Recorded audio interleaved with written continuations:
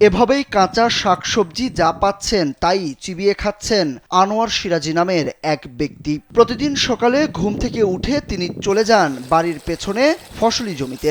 সেখান থেকে সবজি তুলে সারেন সকালের নাস্তা।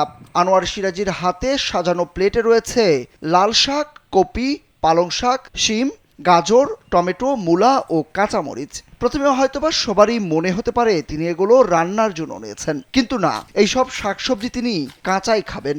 খাইতে খাইতে এমন অভ্যস্ত হয়েছি, বাংলাদেশে যে কোনো শাকসবজি খাইতে পারি, যেমন লাল শাক, পালং শাক, গাজর, এই করল্লা, ফুরল, মানে এরকম যত সবজি আছে আমাদের দেশে সব আমি খাইতে পারি। আনোয়ার রান্না করা শাকসবজি খাওয়ার চেয়ে কাঁচা খেতেই বেশি স্বাচ্ছন্দ্য বোধ করেন।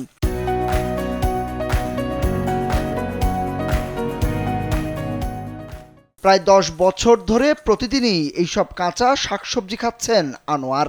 লাউ, মিষ্টি কুমড়া, সরিষা ফুল, করলা, কাঁচা মাছ, মাংসসহ সকল শাকসবজি কাঁচা খেতেই পছন্দ তার। আনোয়ার সিরাজি জানান, 10 বছর আগে মরণব্যাধি এক রোগে আক্রান্ত হলে বেঁচে থাকার আশা ছেড়ে দেন ডাক্তার ও পরিবারের সদস্যরা। তবে প্রচুর পরিমাণে ফল ও শাকসবজি খেলে হয়তো কিছুদিন বেঁচে থাকতে পারেন ডাক্তারের কাছ থেকে এমন আশ্বাস পেয়ে প্রথমে রান্না করে খাওয়া শুরু করলেও এক পর্যায়ে কাঁচা খাওয়ার চেষ্টা করেন তিনি। এরপর থেকে সকল খাবার কাঁচা খেয়ে যাচ্ছেন। এতে করে সুস্থভাবে বেঁচে আছেন আনোয়ার। তবে অন্য সকলকে এভাবে খাওয়া থেকে দূরে থাকতে বললেন তিনি। প্রথমে আমার যে পরিবার আছে, ভাই স্ত্রী আছে, ভাই বুয়ান আছে, সবাই একটু একটু বিরক্ত হইতো।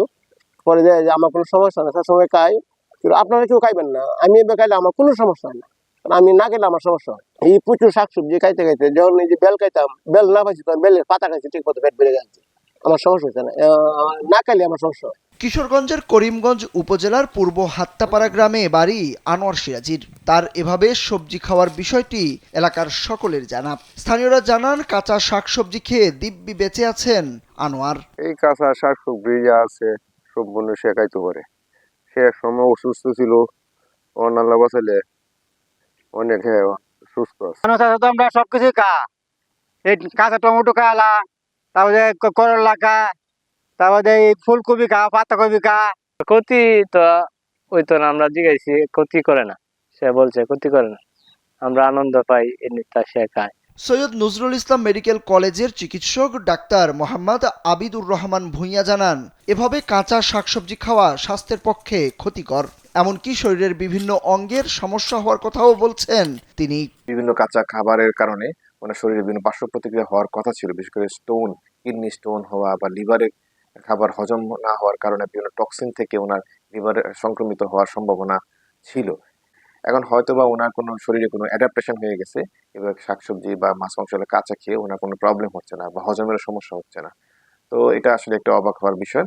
আনোয়ার সিরাজির পরিবারের লোকজন জানান, প্রথমে তার এমন কাণ্ডে সবাই বিরক্তই হয়েছে, কারণ সে এমনিতেই অসুস্থ।